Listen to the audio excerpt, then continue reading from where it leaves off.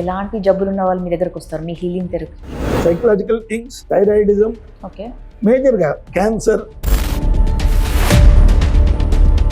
శ్వాస తీసుకునే విధానం బట్టి కూడా మన ఆరోగ్య సమస్యలు ముడిపడి ఉంటాయి అంటారు. అది నిజంగానే అంటారా? మన తెలుగు రాష్ట్రాల్లో ఉండేది ఒక విచిత్రమైన మానసిక స్వభావం ఏమేమి చెప్తే ఒకరు ఫాలో అయితే అందరం కూడా. సైకాలజీ కౌన్సిలింగ్ కూడా ఇస్తున్నా అంటున్నారు. బట్ ఈ పాజిటివ్ సైకాలజీ కౌన్సిలింగ్ ద్వారా మరి ఇలాంటి వ్యాధులు ఉన్న వాళ్ళకి మీ కౌన్సిలింగ్ ఎలా ఉపయోగపడుతుంది? మీరే అడిగినారేమనేసి ఈ lifestyle disorders, tight pant వేసుకునేసి టైట్గా గుడ్డలు వేసుకునేసి ఇరిటబుల్ బౌల్ సిండ్రోమ్ ఒకటి, రెండోది వచ్చేసి ఇన్ఫర్టిలిటీ, మూడోది వచ్చేసి ఒబేసిటీ, థైరాయిడిజం కామన్ సిమ్టమ్స్ అయిపోయినాయి. చిన్న చిన్న ఆడబిడ్డలు చూసినా కానీ భయం అవుతుంది, ఓవర్ వెయిట్. వీటిని అన్నిటికీ కారణం వచ్చేసి మీకు తెలిసిన మీ లిప్స్టిక్లో ఏముంది? అన్ని కెమికల్సే ఉంటాయి సార్. కెమికల్స్ కాదు మేడం, పంది కొవ్వు ఉంది. మనందరం ఎప్పుడు మాట్లాడలేదు, అది తెలిసినప్పుడు ఏమనిపిస్తుంది? బాబు ఎందుకు వేసుకోవాలి, వేసుకోకూడదు, ఎందుకు వేసుకోకూడదు మేడం?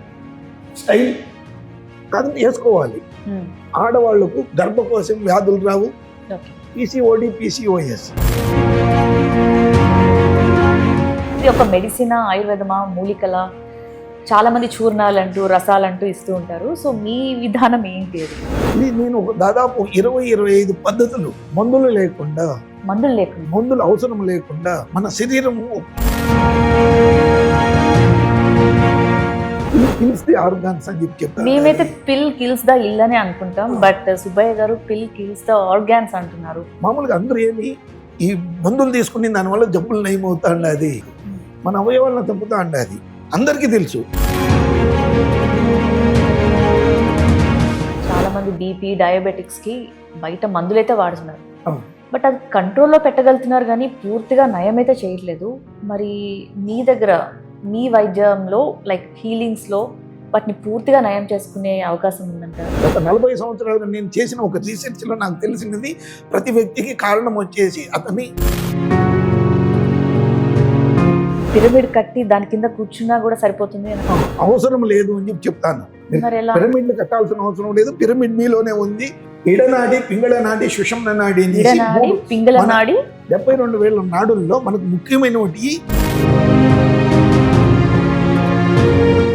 అందరూ మన వాళ్ళే. యద్భావం తద్భవతి, యథా రాజా తదా ప్రజ. మన తల్లో ఏముంటుందో మన శరీరంలో అయ్యే ఉంటాయి. జబ్బులు రావడానికి కారణం వచ్చేసి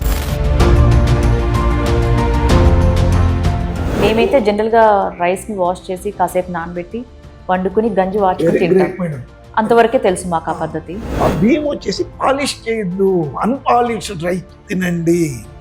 ప్రతిరోజు నిత్యం నిరంతరంగా ఏమేమో చెప్తారు. మీ ఇంట్లో తినాల్సింది ఏమి?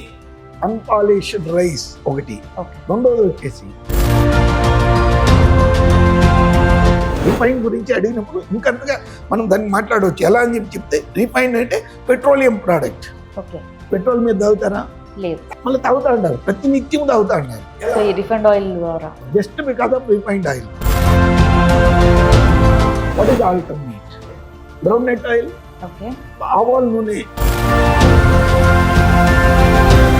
సో మీ దగ్గర ఇలా డ్రగ్స్ లేకుండా చాలా మందికి కరెక్షన్స్ అయ్యి ఉంటాయా? ఖచ్చితంగా 40 సంవత్సరాలుగా నేను చేస్తా ఉండేది. 40 ఏళ్ళ నుంచి ఉన్నారు. 40 సంవత్సరాలుగా ఇన్ని ప్రయత్నాలు చేసి నేను ఒక దారికి వచ్చినాను.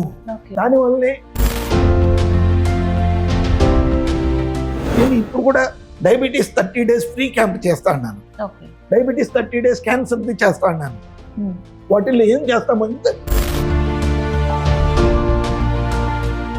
ఇప్పుడు ఆల్రెడీ థైరాయిడ్కి మందులు వాడుతున్న వాళ్ళు, బీపీ, షుగర్ కూడా వాడుతున్న వాళ్ళు కూడా మీ హీలింగ్ థెరపీకి రావచ్చు అంటారా?